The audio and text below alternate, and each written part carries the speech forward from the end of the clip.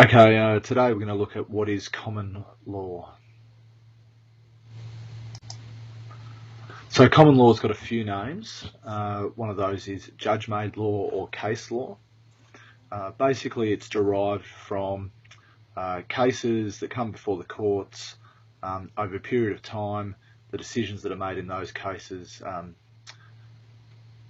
make it so that future cases are predictable and there's a bit of consistency with what sort of outcomes there are.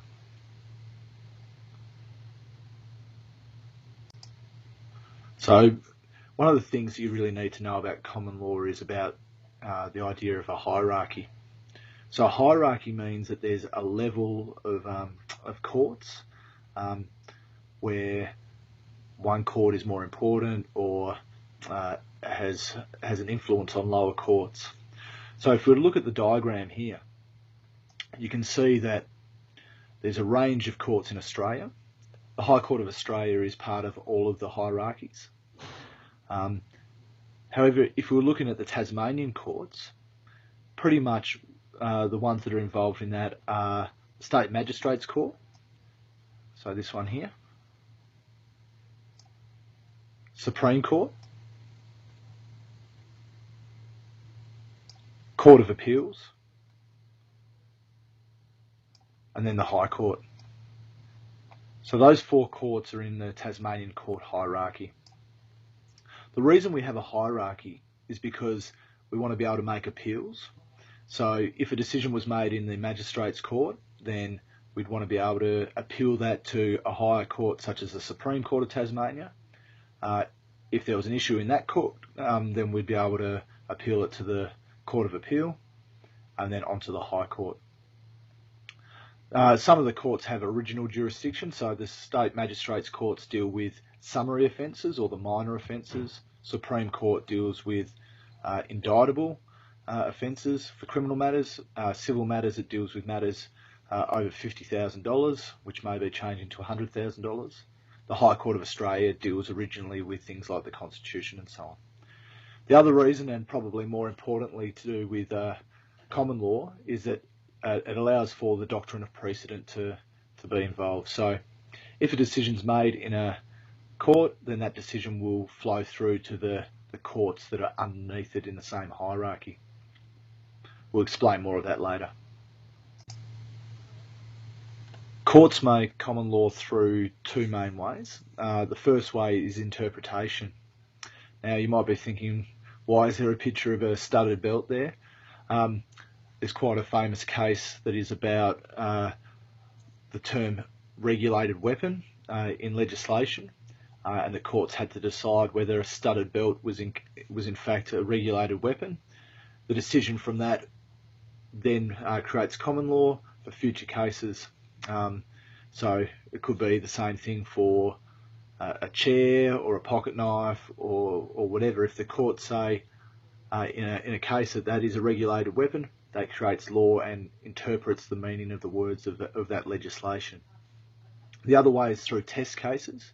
One of the famous test cases that we look at in legal studies is Tasmanian Dams case.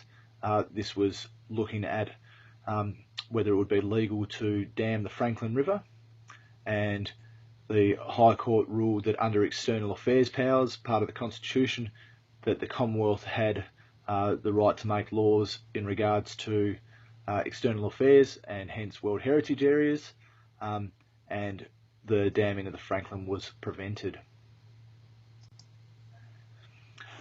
So with common law we need to go a bit deeper though, and the idea of common law comes out through the doctrine of precedent. Now the Latin word here, stare decisis, basically means to stand by the decision. We want to have consistency and predictability, as I mentioned earlier. And the idea is that if you have a case, such as case A, that has a set of facts and a judgment is made about that, then that should set a precedent for future cases. The example I always use with my classes is about if someone walks in late to class and I say, oh, how dare you walk in late, make sure that you're on time, it's really rude that you're late, that if someone walks in even later, 5 minutes later or whatever, that I have to have a similar reaction. I can't say to someone, oh, it's okay for you to walk in late and for someone else not to. So we want to make sure that similar cases with similar facts have the same sort of outcome.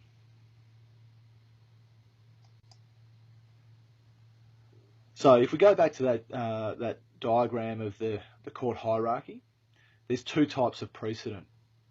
There's binding and persuasive. So binding precedent occurs where a higher court in the same hierarchy creates a decision, such as if we highlighted the full court of appeal. If that was to create a decision, then that would be binding on lower courts in the same hierarchy. We'll get to the specific part of the decision that's binding in the next slide. So, for example, the full court of appeal creates a decision. It's binding on the same the courts that are in the same hierarchy but that are lower. So that would be the state Supreme Court if there was a county court such as in Victoria, and a state magistrates court. The idea of persuasive precedent is where a decision might be made by a court, but it might not be in the same hierarchy. So, for example, if the Victorian Supreme Court came up with a decision, it's not in the same hierarchy as the New South Wales Supreme Court, so it's not binding, but it might be persuasive in what the judge determines what sort of decision they might make. So let's just clarify that again. If a high court, whether it's the High Court, the Court of Appeal, Supreme Court, makes a decision, then that's binding on any court that is lower, not on the same level and not to higher, although those might be persuasive. Persuasive precedent is any decision that is made from any jurisdiction or from lower courts or courts at the same level.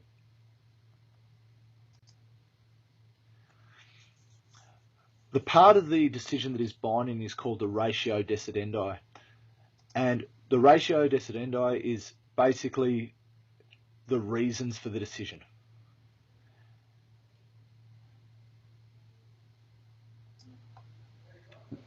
It's starting to look a bit like a car here. The obiter dictum is the part of it's not actually part of the decision, but it's things that are said by the way. So to give you an example of that, a judge might say, in this case, a person reversed over someone in a car. They didn't know that they were there because they didn't have a reverse camera. However, in my belief that if there was a reverse camera in the car, then they might have been more negligent, then that would be things said by the way. So it didn't actually happen in that case, but it was something that they said if the circumstances were slightly different, then this is the decision that I would have created. There are some ways that precedent can be avoided. We use the acronym ROD for this. So although in essence courts in the same hierarchy would normally follow decisions from lower or higher courts, there may be cases where this isn't the case. So using the acronym ROD, the R stands for reverse. An example of this might be if a decision is made in the state magistrates court, it gets appealed to the state Supreme Court, and the Supreme Court say, no, we don't agree with this decision, we're going to reverse it. The O stands for overrule. With overruling a decision, it would be, or a precedent, it would be from another jurisdiction or another case in the same jurisdiction. So it's not about being on appeal, but once again, it's about saying we disagree with the decision and the precedent that was set in this case. D is about distinguishing. So the judge or the magistrate, the justice in that case would say, we disagree that this case is not similar enough to follow the precedent. It might be that the case I talked about before with reverse cameras, they might say, in this case there was a reverse camera, in this case there wasn't, so we're not going to follow it for that reason. And the last one is about disapproving. And in that, I've put it under the line because with that one, they actually follow the precedent, but in their decision, they say, if it wasn't for the doctrine of precedent, we'd prefer not to follow it. The next thing we need to look at about common law, and this would be part of many questions on exams and so on, would be about the strengths and weaknesses. So the main strengths of common law are about holding the legislature and the executive to account. So there's byplay and interaction between the different bodies. It's quick, it can be flexible, and it can reflect society's views. However, on the con side, there is a sovereign parliament, does require a case before the courts. Because of precedent, decisions might have to be followed, and judges aren't elected or representative. We're going to have a bit more of a look at these in more detail.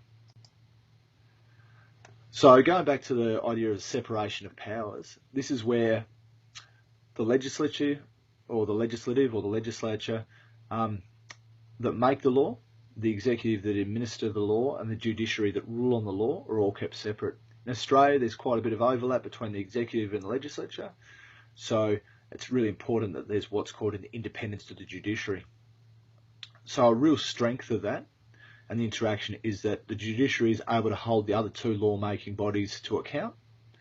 However, a real weakness is that Parliament or the legislature is seen as being sovereign or supreme, and if the judiciary create common law that is out of touch with what the legislature want to do, they can change that at any time with the passing of legislation. The other thing that we need to debate is about the responsiveness. So sometimes common law can be created really quickly. The picture up here is about the same-sex marriage legislation that was passed in the Australian Capital Territory.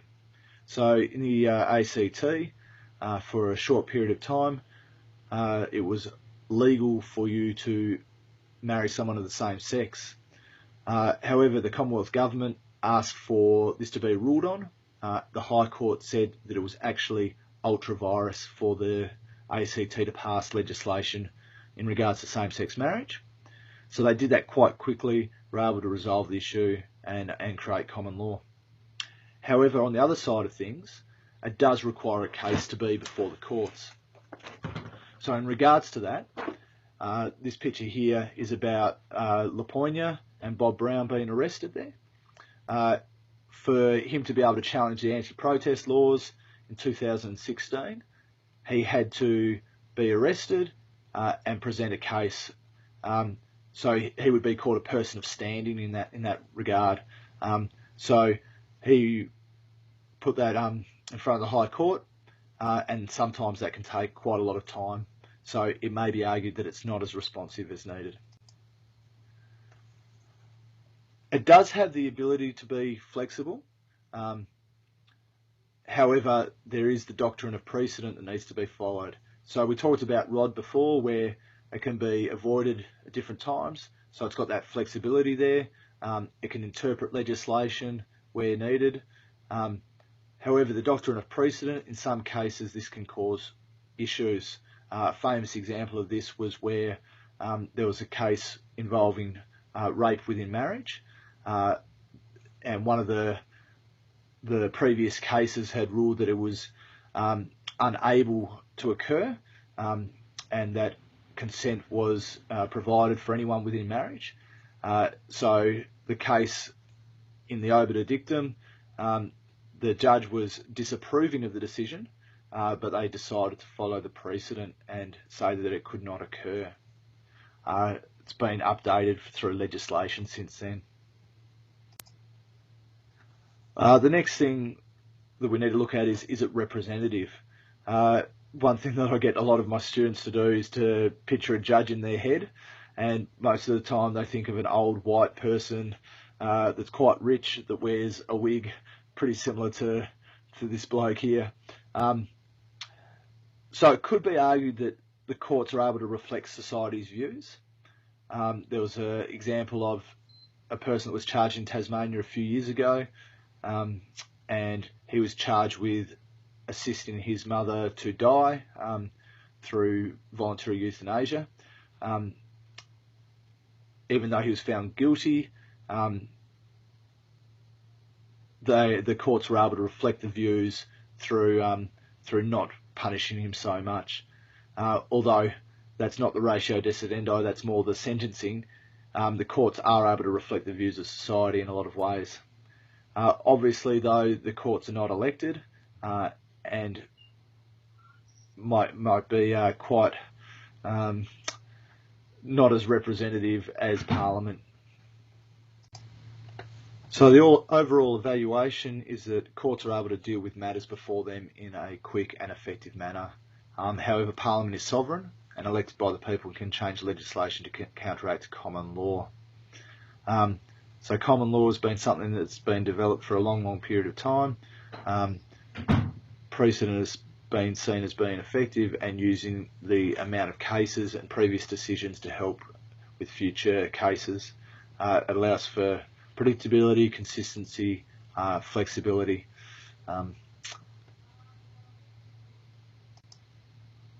Here is quite a common exam question. So how is common law developed? Briefly evaluate the benefits and weaknesses of law made through the courts. I would expect all of the information that we've gone through in the slides today would be included in an answer like that. Depending on whether it's a short answer or an essay, is about whether you do the analysis as your brief part or not. Thanks very much. Look forward to having a chat with you next time.